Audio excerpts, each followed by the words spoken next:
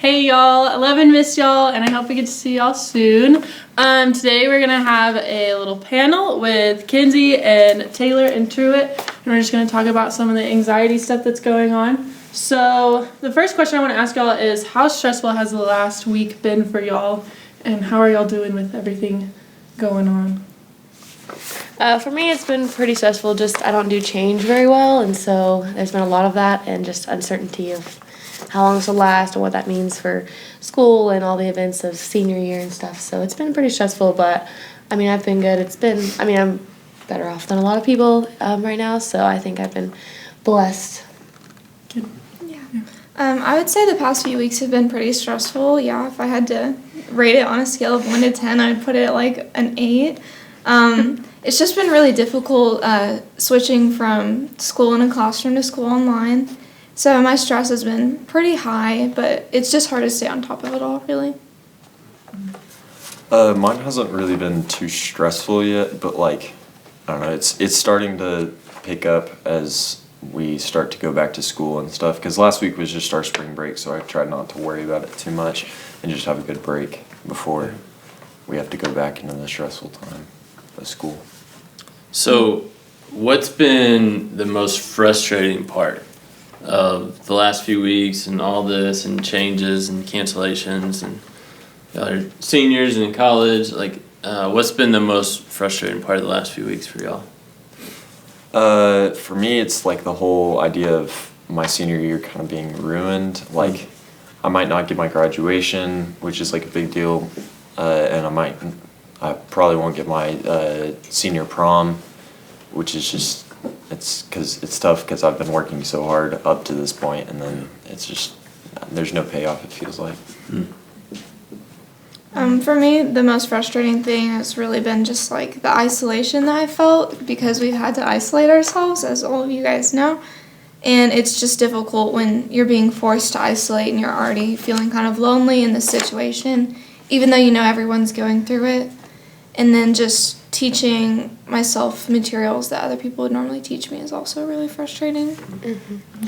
I mean, I think mine's just pretty similar to Truett. It's been like 12 and a half years in the making, and all the things you look forward to of your senior year, and especially in the spring is when a lot of those things take place. And so not knowing how long we'll be out and how many things will be canceled or postponed is frustrating, and also just the amount of things that I took for granted that I'm like realizing now that I actually enjoyed more than I realized. And so it's been frustrating to realize that kind of after the fact. So Yeah.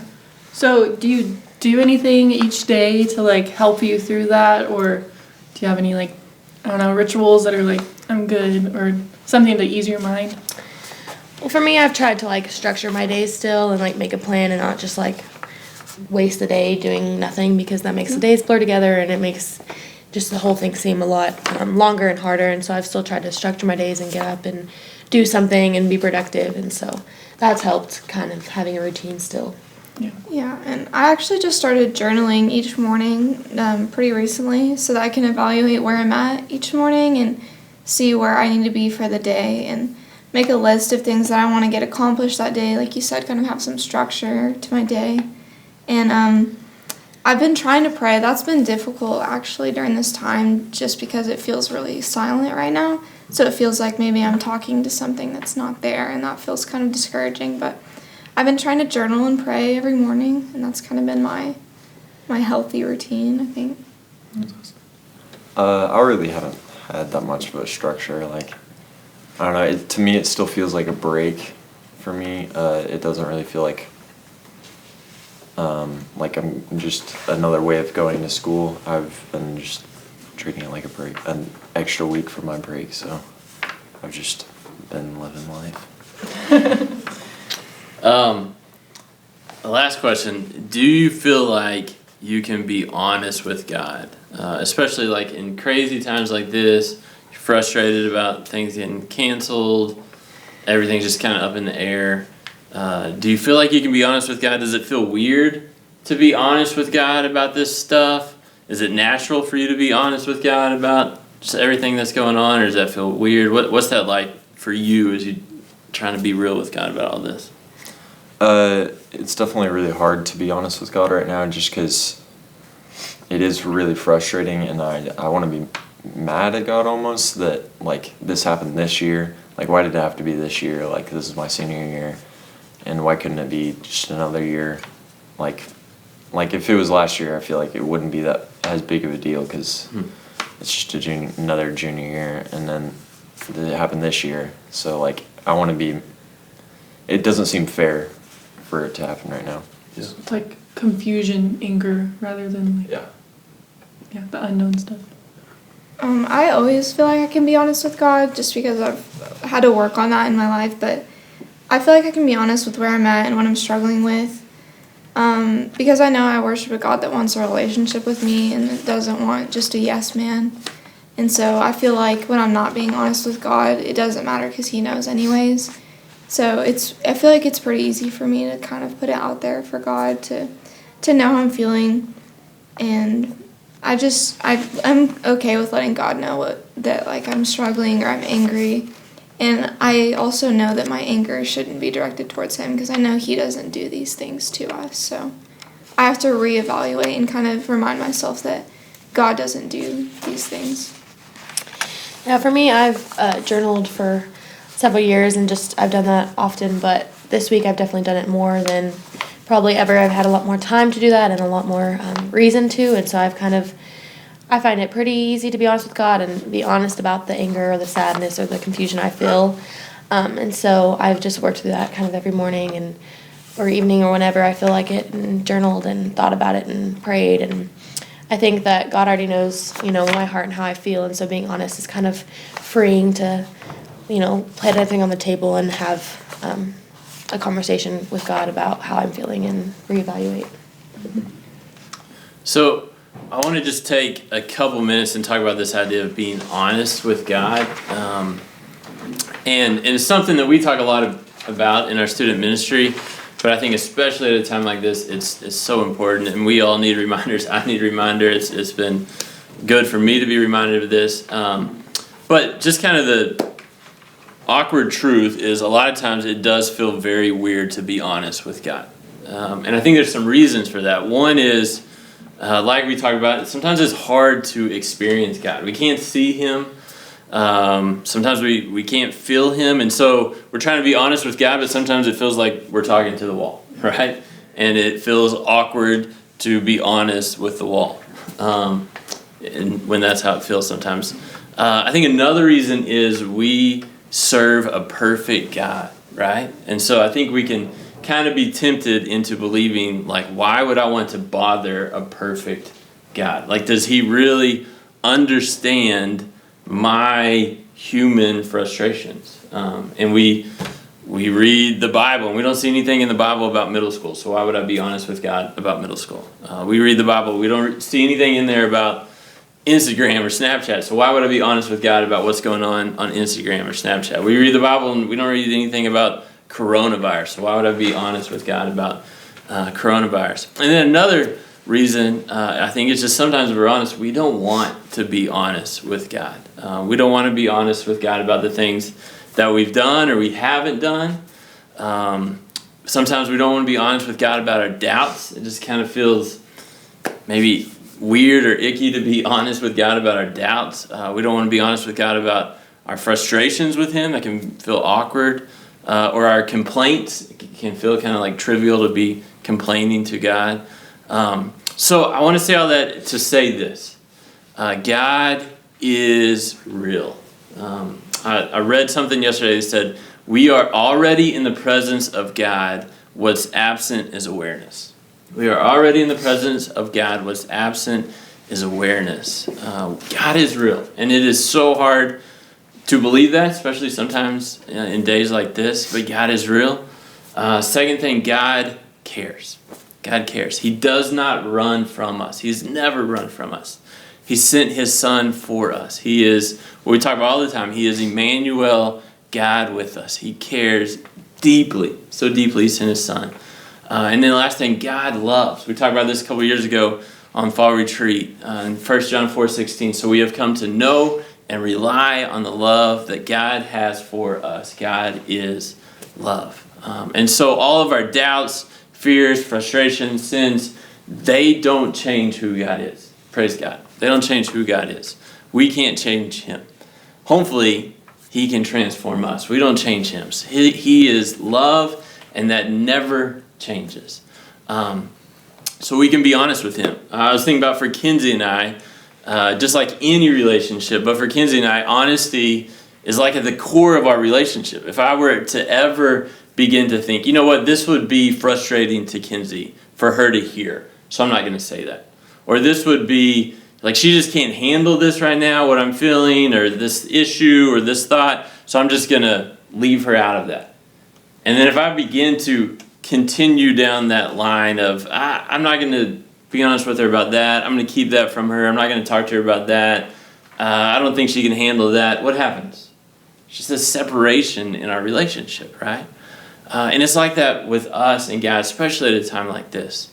And so he invites us to be honest, and here's what I want you to hear. It is an incredible gift. It's an incredible gift to be honest. I mean, who else in your life can you be 100% brutally honest with? Hopefully maybe you have someone, but someone you can be 100% brutally honest with all the time, 24/7. Like, that's an incredible gift. And you think about, well, like, what other religion tells a story about a God who wants our complete honesty, like invites it, and then welcomes it, and then loves us and meets us right where we're at. So God invites our honesty, and it's an incredible gift for us to be able to be honest with him. So in the next few minutes we have, we're going to get into the book of Psalms. Y'all know I've talked about this. I love the book of Psalms because it is just pure honesty. It's David who, this is crazy, the Bible says David is a man after God's own heart, and David is a man who is brutally honest with God. And God says, that's a man after my own heart, which that is encouraging to me in times like this. So we're going to be in Psalm 62. If you want, I would encourage you, pause the video, go get your Bibles, go get a piece of paper and a pen, and then we're going to be in Psalm 62. So you need your Bibles, a piece of paper, and a pen, and then we'll jump into this.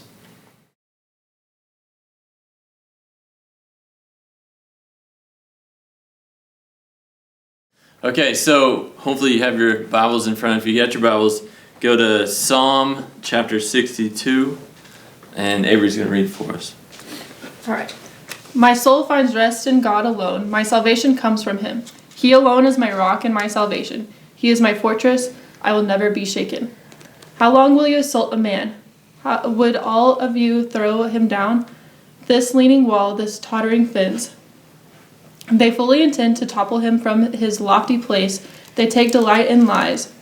With their mouths they bless, but in their hearts they curse. Find rest, O my soul, in God alone. My hope comes from him. He alone is my rock and my salvation. He is my fortress. I will not be shaken. My salvation and my honor depend on God. He is my mighty rock, my refuge. Trust in him at all times, O people. Pour out your hearts to him, for God is our refuge. Low-born men are but a breath, the high-born are but a lie. If weighed on a balance, they are nothing. Together they are only a breath. Do not trust in extortion or take pride in stolen goods. Though your riches increase, do not set your heart on them.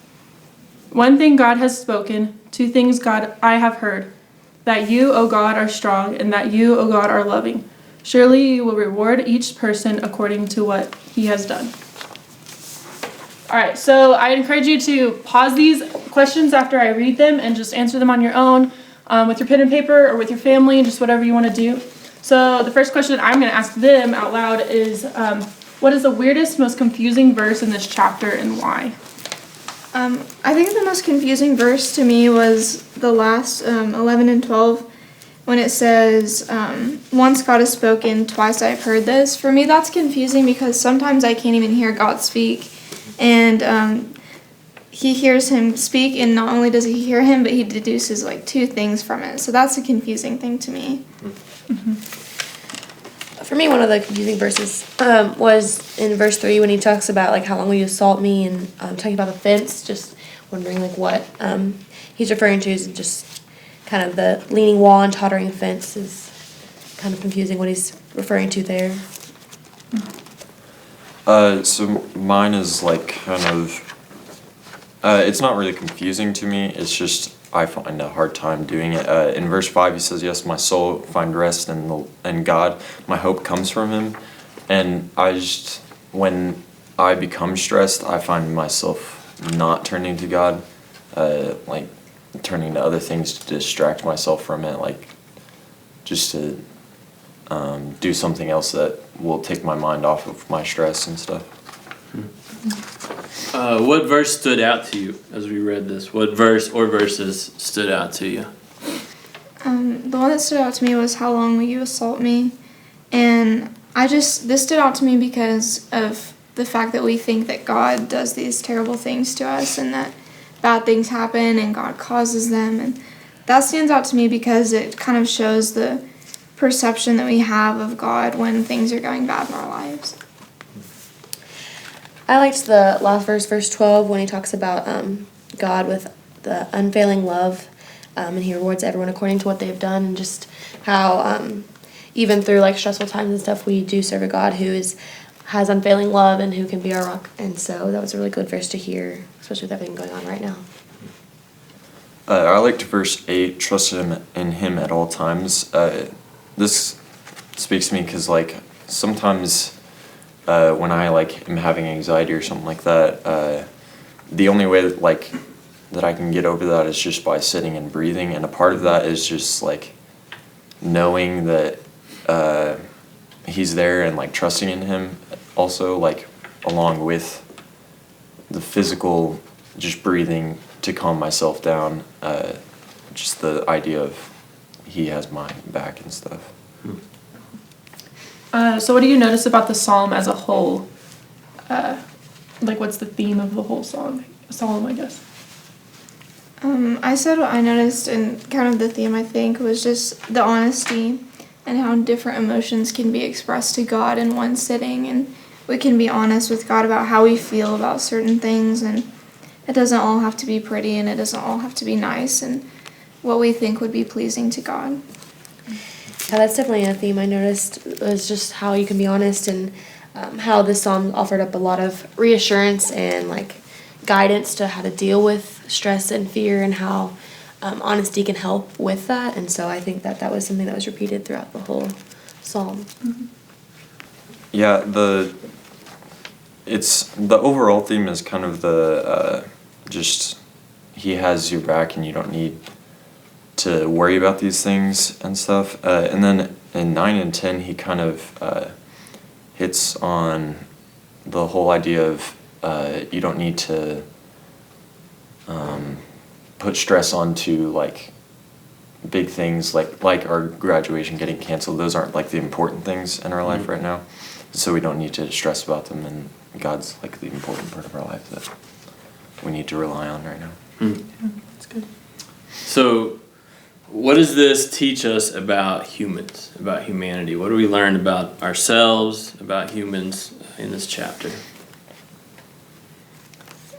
We learn that humans kind of always let us down at some point or another, even when they're someone you think you can trust. Like you can, but a human can't always be there for you in a way that God could be. Yeah, I think it just kind of shows us that humans often worry and turn to earthly things, and don't take healthy measures in avoiding stress or dealing with stress. And so I think this chapter really just showed that humans don't always have the best coping mechanisms, but that God is a coping mechanism that would definitely help. Yeah, just kind of what they said, like just really hitting on the fact that you don't need to worry about these things. Like God has it, and it's in His plan, and He has a plan for it. Yeah. So y'all kind of already answered that with this one, but what does it teach you about God and how He deals with things? I think it teaches us that God is constant and He's steadfast in everything that He does, and His love is always there for us, and His refuge is always there for us, and He provides that peace that we don't think that we have, and that we look for in humans, and that we look for in other things, and it's always right there in front of us and a constant God. Yeah, I think that it's really important to think about God being a constant God, because there's a lot of things that aren't constant right now, and that we might, like school, something that I always thought would kind of be there for those at least those first 12 or 13 years, but even that's been affected. And so I think knowing that God is constant and he's a rock and something that won't ever leave us, and his unfailing love will always be there, I think is something I definitely took from this psalm. I think it's a lot of God doesn't really care about like. I mean, he does care about our like big things that we care about. He cares about them, but that's not what we should have our faith in. It's God that we should have our faith in more, and not those big things. So, in the time that you've spent with this text, with this chapter, is there anything that you feel like God's trying to say to you or communicate to you through this? For me, I think God is just trying to say like that he's the rest and the peace that I'm constantly searching for, and that he's been there and he's always going to be there, and he doesn't change, and I just have to make the choice to take refuge in him if I want the peace that he provides. Mm-hmm. Yeah, I definitely think that it's kind of God's trying to tell me that through everything that's changing or that's uncertain in the future, he's not, and he will always be there. So I just need to lean on him and trust him, and he's been there, and I just need to be aware of that and focus on him when I'm uncertain or when I'm stressed. Yeah, I think it's just trying to speak to me and tell me that it's in his plan, and like right now it doesn't feel like I don't feel safe, but some good things can come out of this, and I might not know what they are yet, but he does, and he knows it's gonna be okay in the end. Yeah. So a little bit of the same question, but I want you to like broaden it up a little bit. So what does God say through this psalm to teenagers today, including middle schoolers and high schoolers and even college students right now? What are they saying? What is this psalm saying to everyone? I think it's saying that you can be honest with God, and God wants you to be honest with him, and he wants you to look for peace in him, and he wants you to know that no matter what you tell him, he's still going to be the same God he was yesterday and today and forever, and God is here for you, and when you feel alone, you're not, and when you feel like you're the only one, you're obviously not. So God is just trying to say, in my opinion, to everybody that you can be honest and there's peace in him. Yeah, I definitely think God is saying that we serve a God who will always be there and wants us to be honest and wants us to put it before him, and I think that that's a good way to kind of relieve some of your stress or just evaluate where you're at. And so I think he's saying that he is someone that will be there that you can do that with, and I think he's just saying that everything will be okay, and this also will pass, and but while we're in the middle of it, he's there for us to lean on. Yeah, I think he's just trying to say that we can always look to him to know that we don't need to stress the things that we stress about, and he's got our back, and we can always turn to him. So as we close here, I was thinking as these guys were talking, there are few things more stress-inducing than trying to hold something in, whether it be a mistake or a doubt or a fear, whatever, trying to hold that in, so stressful. And there's few things more freeing than letting that go, than being able to talk to a friend or a parent or an adult or someone about, here's what I'm going through, here's what I've done, here's what I'm feeling, here's what I'm stressed about. And so what I want you to hear is the gift of being able to do that with God. That whatever you're going through, feeling, worried about in these times, frustrated about in these times, you don't have to hold that in. Like, God invites our honesty, and we can be real with him. So I want to invite you to do that. Maybe on the piece of paper that you've been writing your thoughts about this chapter, flip it over on the back, or maybe you want to get your journal or a new piece of paper. And I want to invite you, I know this is weird for some of us maybe it's natural, but I want to invite you to write your own psalm to God.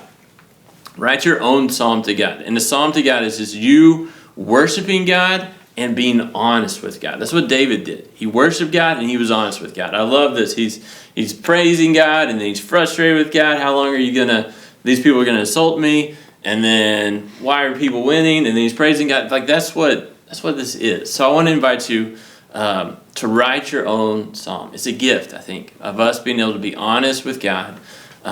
Your frustrations and your praise, your complaints and the things you're grateful for. Like lay it all out there on the line and just write your own psalm and be real with God. And then last thing, we are with you and for you. I know for Avery and I, these guys, Brad and Trisha that we visited with before, we are with you and for you. Please reach out to us. I know these guys would amen that too. Reach out to them. I say this all the time. You are not the only one who feels like the only one. You are not the only one who feels like the only one. We're with you, for you. We're in this together. This too shall pass. God is still in control. He will lead us through this. So we love you. Hope this is a blessing to you. We'll talk to you soon.